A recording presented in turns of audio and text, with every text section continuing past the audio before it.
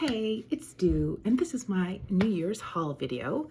There are a lot of books, and then I think hopefully tomorrow I'll make a reading review video,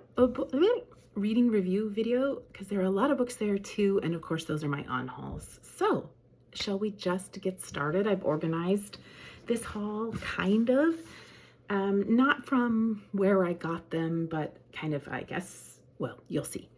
So I have actually several books that I hauled, but only a small percentage of these hauls were books of authors that I have read before.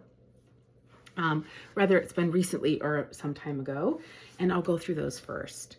So Chinua Achebe's Things Fall Apart is classic. I remember reading it in university, and that's about all I remember about it. I found this at a thrift store in Portland, Oregon. At the same thrift store, I found this edition of Maya Angelou's I Know Why the Caged Bird Sings. This is a beautiful edition that has a foreword by Oprah Winfrey. And yeah, it's a time for me to do a reread of this book, I think, in my life as well. At the Friends of the Library in Multnomah Central, Portland Central Library, I found Summer by Ali Smith. I have two other Ali Smiths on my shelf, but I had recently during the fall season read Autumn. So I will wait to read this in the summer, and I hope maybe winter or spring will come across my path before then, but if not, that's okay, as that's what I'm doing, is thrifting. Super excited to add two more Louise Erdrichs to my collection. At the Friends of the Library, I found The Night Watchman, and this is the one that I've been really excited to find. This is her Pulitzer, a somewhat more recent novel. And when I was talking about Louise Erdrich, who apparently has a bookstore in Minnesota, the volunteer at the Friends of the Library let me know that her favorite Louise Erdrich book was The Last Report on Miracles at Little No Horse. And Louise Erdrich has quite a big bibliography, so I'm not familiar with all of her work. And I said, I'm not familiar with that one. And then I told her mine was La Rose, and that's on her TBR. It was a fantastic, one of those bookish conversations. Well, later at a thrift store, I found that exact novel, which was The Last Report on the Miracles at Little No Horse. So I'm adding that to my Louise collection. Super excited. I found this, I'll go here first. And then was given to me. This book was actually given as a gift directly to me. It wasn't one I selected. And this is The Fraud by Zadie Smith, and I received this as one of my holiday gifts. I have read Jazz Time by Zadie Smith. I really liked the writing, but I didn't know if the book was so much for me, or maybe it was the time that I was reading it, but I know that I have now White Teeth and On Beauty. So I'm adding The Fraud to that collection, and we'll make sure that in the year 2026, I read at least one more Zadie Smith. And then, having somewhat recently read Lincoln in the Bardo, I was kind of excited to find this George Saunders in Persuasion Nation. It's a little short story collection, and I have often been known to say I'm not really into short stories.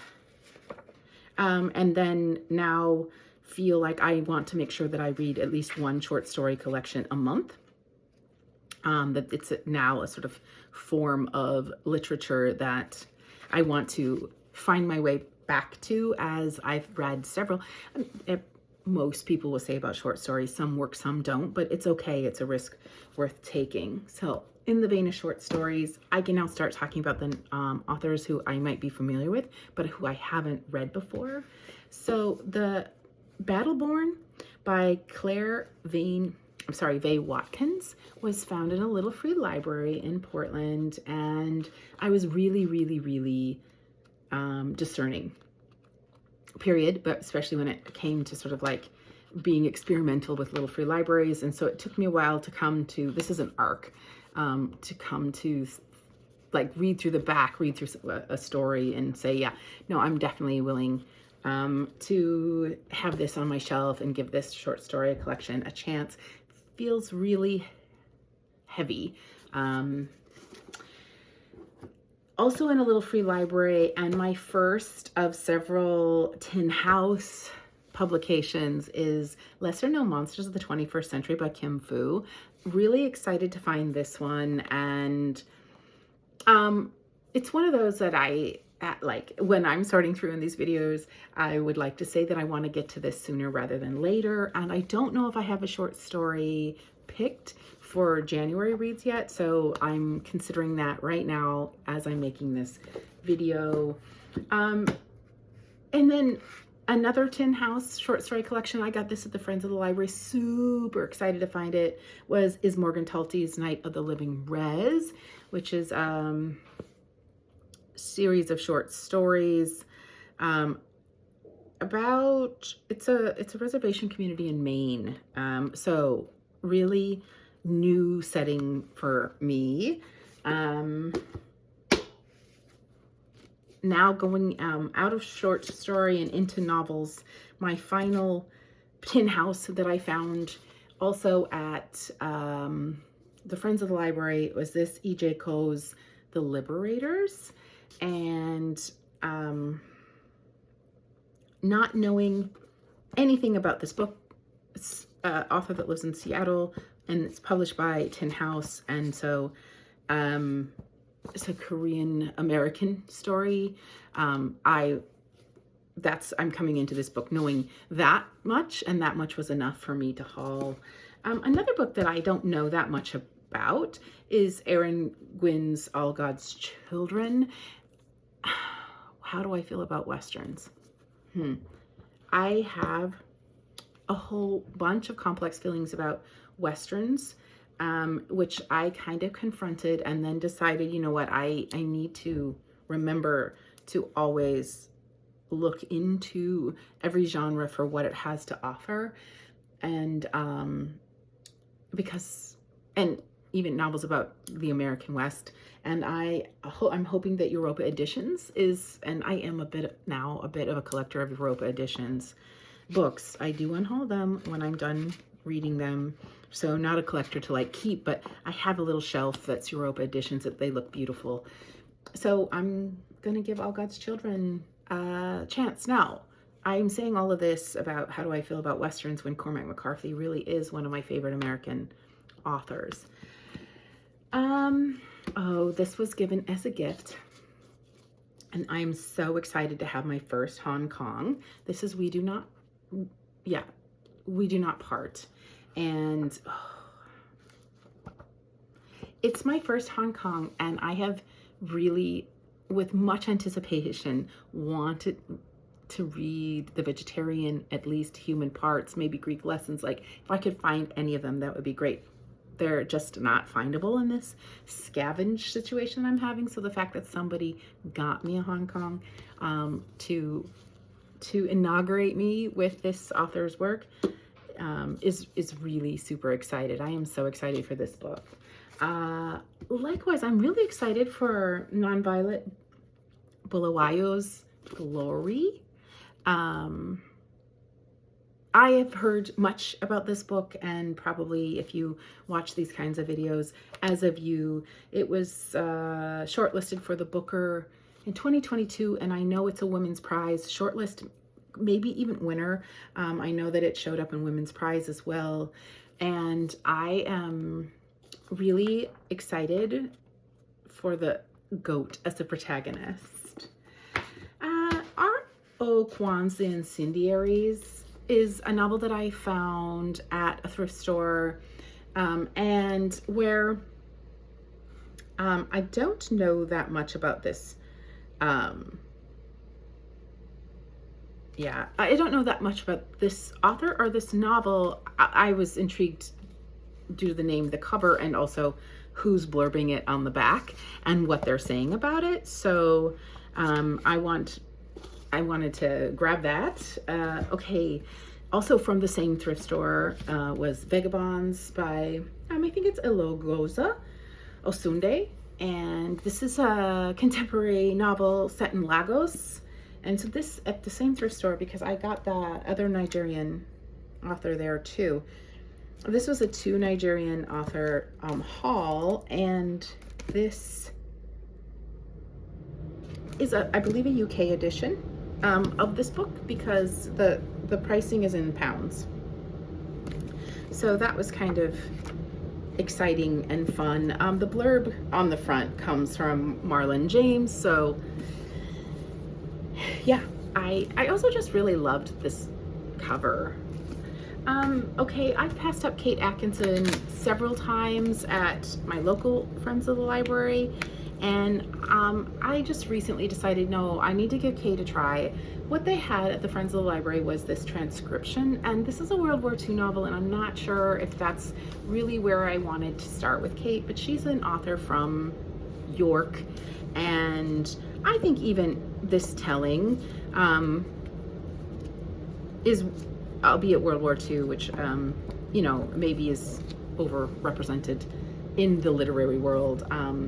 I think that this telling would be great. And if I see a Kate Atkinson, if I'm not going over limits, because I have to set myself limits, I'm just out of space here, and I have another bookshelf, but I want to read some of these great, like, I realize that I'm getting so many books that I'm excited to read that I'm not getting to, that it's creating a little bit of a panic. So, I said all that to say is, the last time I was at the Friends of the Library in my local, they had a Kate Atkinson book, and I kind of passed it up.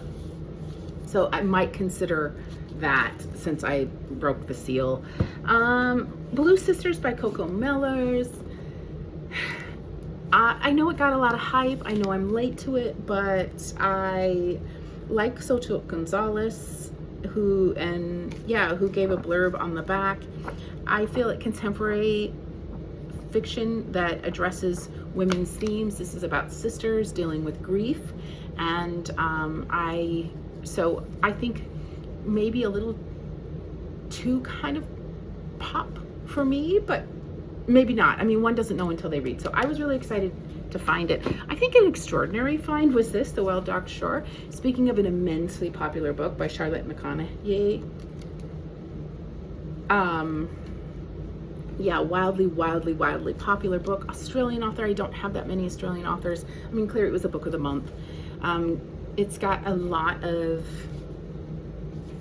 it's just gotten a lot of love. And really, this is March 2025, so this is going to be one of the newer books that I have that aren't an ARC on all of my shelves. So maybe, you know, because it's rare that I find such a, like, not backlisted books, I'll try to get to this sooner rather than later. And then my final 2 books of this haul are books in translation. One's definitely a cozy. It's The Healing Season of Pottery by Yeon So Min and translated by Claire Richards. And when I looked at this book and, you know, decided, do I want to take a chance? I think one has to have a few like lighthearted humor books such as The Guncle, or a few lighthearted cozy books such as The Food Detectives, and maybe this, to read when they read, I mean, any number of these novels that I just showed you, and short story collections address really deep, profound, sometimes triggering and sometimes heavy themes to carry around in your mind and heart, and a cozy is just the warm hug of a book that you need afterwards. The other one is a bit of a classic, and this is Ring by Koji Suzuki, and it's translated by Robert and R. Romer and Glenn Walery. I'm pretty sure this is the book for the movie that I watched many years ago that was quite yeah. It's horror really isn't my genre, but I'm taking a new look at the way that horror is used horror devices are used for social criticism. And so I was excited to find this book in translation, and this I found at the Friends of the Library. So that's it. A lot of books that I'm gonna have to rearrange shelves to fit. and then I get to do a book review video, and then I have several things pulled on January TBR, but I get to reflect a little bit more on what I want 2026 overall to look like, and what I want to read in January, making sure that I have enough structure that it doesn't get too out of hand, but also, in speaking of out of hand, that I don't get so structured that I start to feel own self-imposed pressure about this is the book I have to read, when in fact I don't have to read anything. I just want to read whatever I want to read when I want to read it. So you know, I'm always balanced between this really strict set of like, here's what I'm reading, because I like to set and keep goals. It's an ethic of mine, and also like leaving space for experimentation or exploration, or just, you know, mood reading as it's called. So I mean, I have a lot to think about as I redo my shelves, and it's a great time. It's New Year's Day right now as I'm making this video, so I will be thinking about that, and then the next video you see from me will be my reading and review for that space between the holidays before the New Year's. So see you then.